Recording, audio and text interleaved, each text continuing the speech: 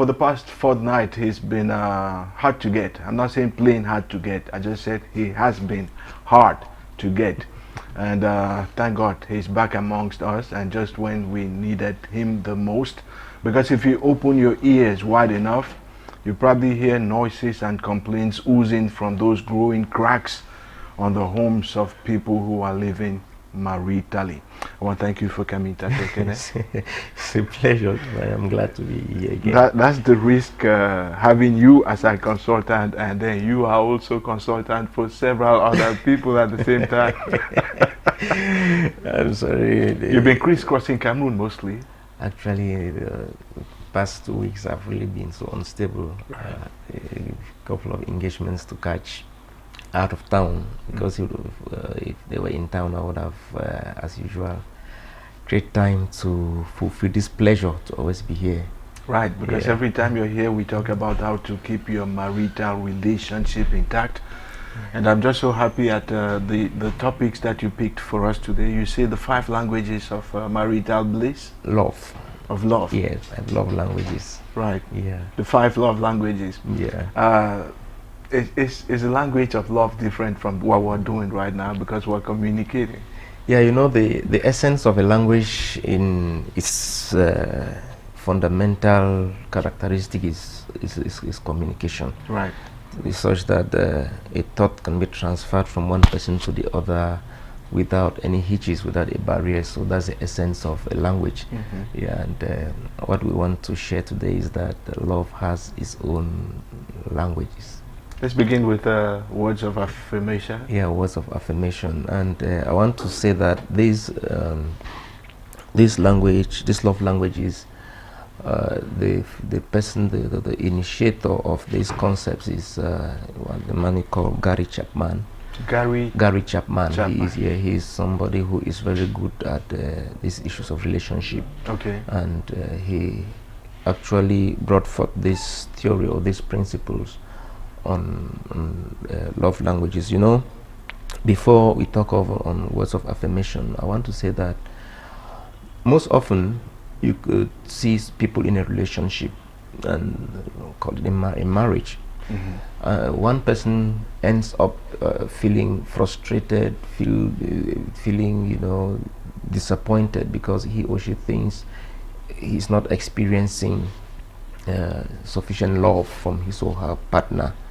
So that is one of the things that make the marital bond to get weak, and which may end up causing the marriage to run into issues. So is it like you need to constantly say, I love you, I love you? You that can is that like it becomes that is part of the story, you know, because you know, people may enter into a relationship based on love, but love is an organism.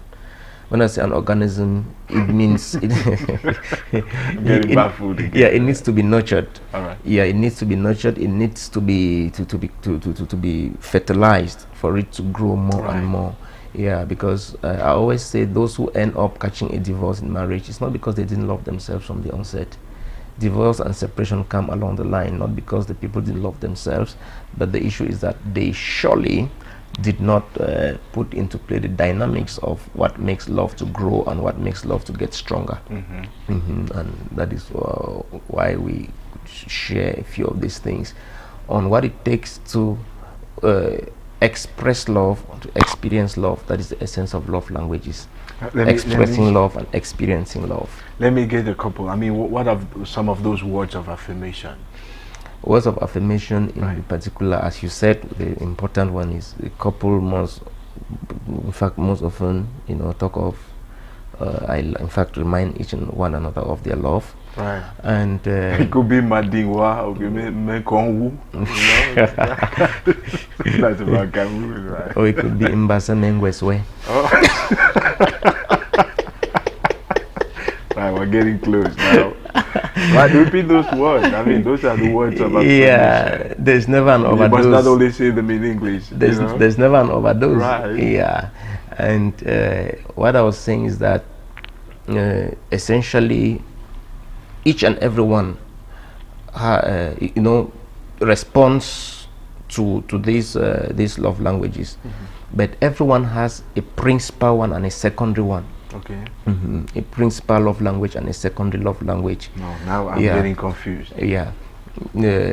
In fact, let's talk of the 5 of them are, as you said, words of affirmation, quality time, physical touch, gifts, and then acts of service. Right. Acts of service. Those are the 5 love languages. Everyone has at least the one he or she understands best, and the one, in fact, and a secondary one, a second one. Okay. Yeah. So what I was saying is, when you talk of words of affirmation, I love you, reaffirming the love that you promise one another from the onset. Right. Then words of affirmation could also be, you look good, you look quite cute in your dress. Okay. Yeah, in fact, you did it so well. In fact, always getting the person know the person did something well. Okay. Always that the person looks good, the person is such a plus to your life in one way or the other.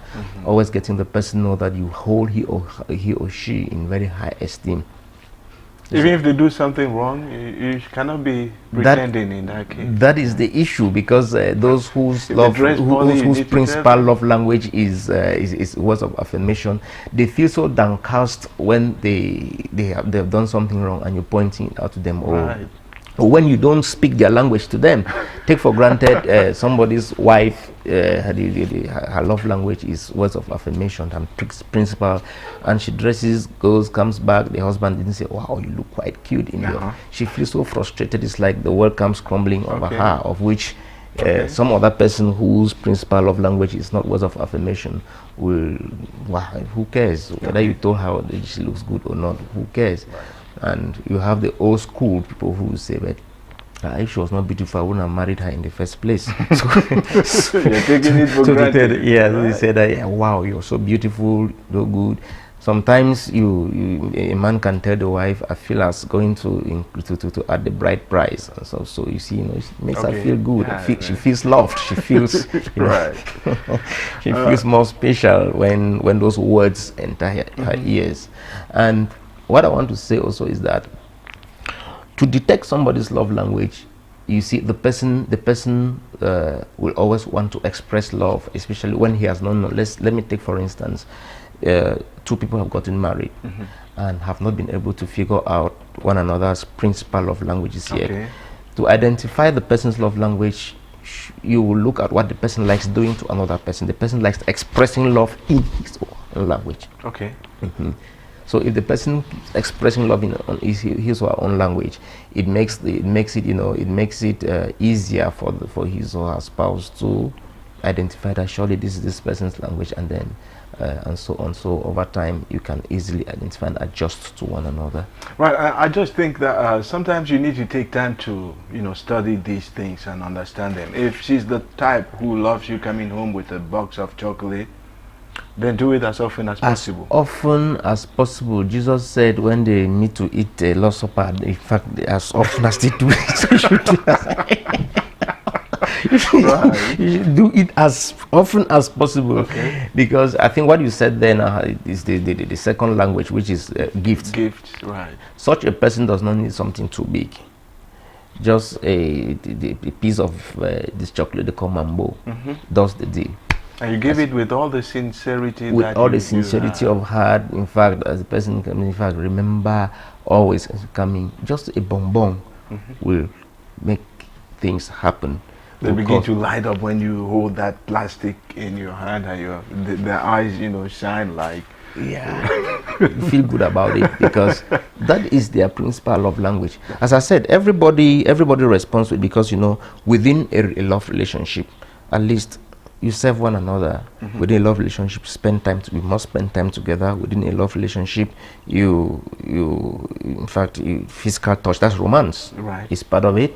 Within a love relationship, words of affirmation are supposed to be there, and so on. So everybody responds to it, but there are people who in fact, their main love language is this, followed by this one.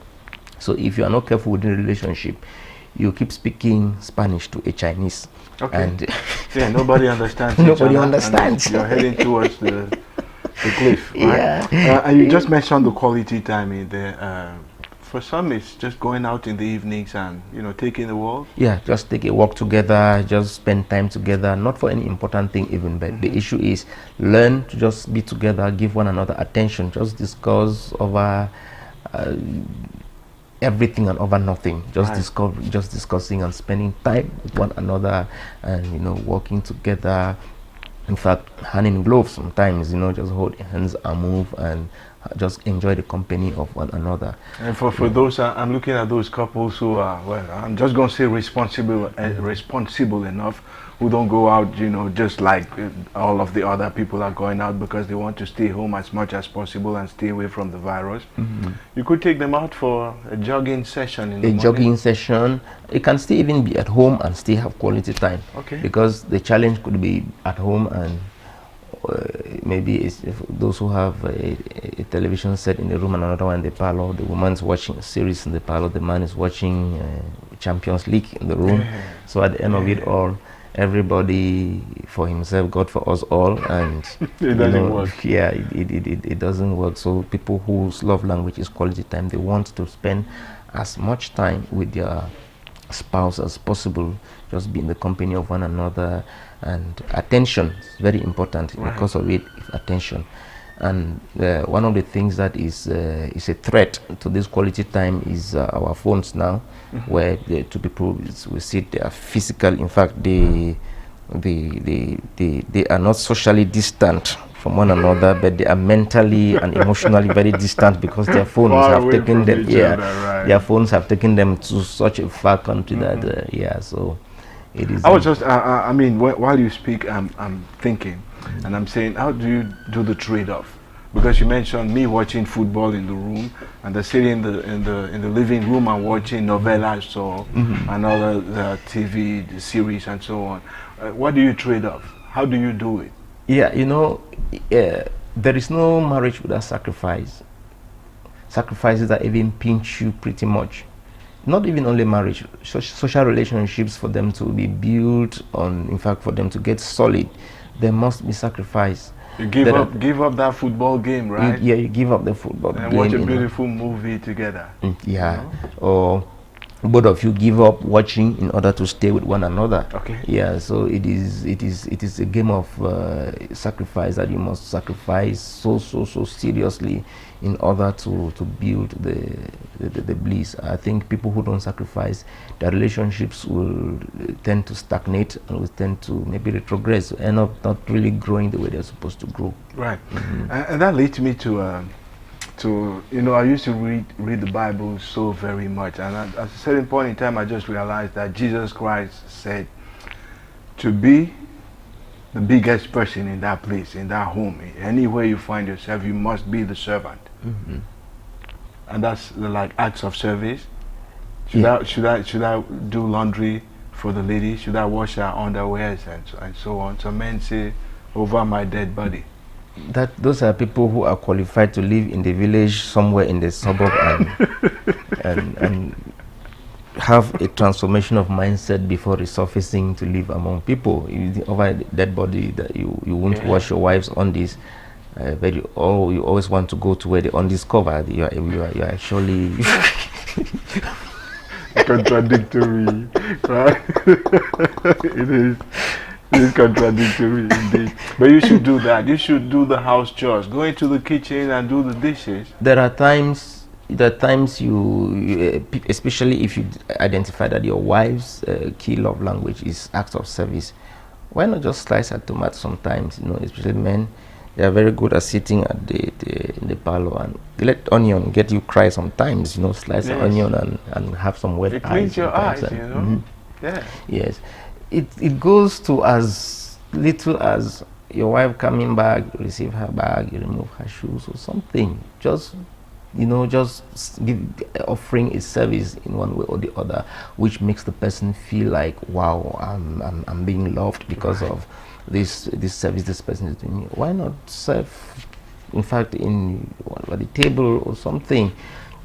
There are people. Some say, how do you do that in front of your children? But I think you're giving them the good example to move forward with. Sure, you know? Sure, because one serious thing in parenting is being models. Right. Yeah, the example you show your children today will have an indelible mark in their own lives, and those very good examples will tend to build values for them tomorrow, for them to be more serious and more socially integrated. Okay. Yes. Now let's get to the tricky part of it.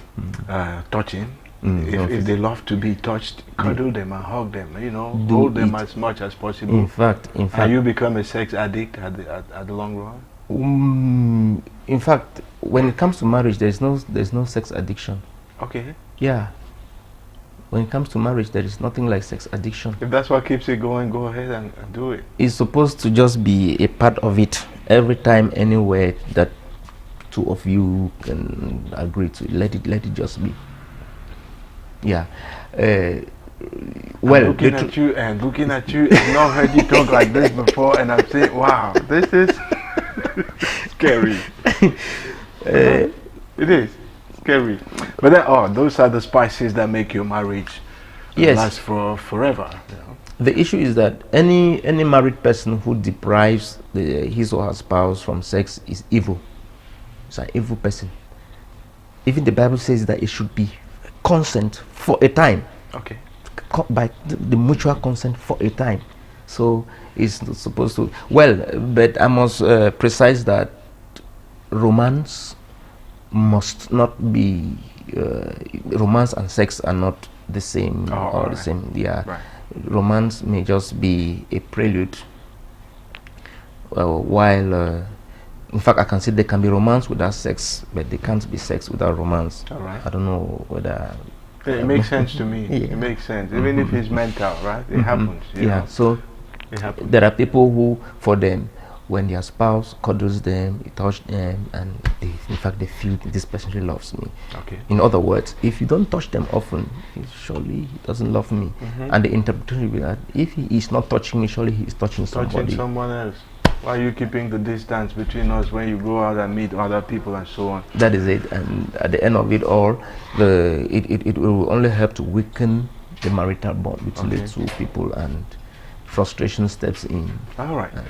Thank you sincerely for giving us another lesson. Hopefully you out there, you captured something that's going to keep your marriage intact until when we are no longer here, right? I just wanted to ask you this before you go. What would you do, or what advice would you give somebody who intends to get married and the mother-in-law says, no? She raises the red flag and says, I object to this. You pursue the project, or do you dump it because the mother-in-law is at odds with the... It's a tricky question, and what to do in such a case is always to give time to the relationship, because we don't advise people to overtly disobey their parents when they want to get married, but we don't also want parents to intermeddle, to interfere in people's relationships. When two people want to get married, the first of things to know is that it's the decision for two people. All right. Everybody else is a third person singular. Let the two people decide. The two people who are to get married are their pastors should stay quiet if they insist that they want to get married. Okay. So also the parents, friends, and everybody else, let the two people decide and have their way. Everybody else can come in to be advisory, not prescriptive. Okay. Yes. I like that. Advisory and not prescriptive.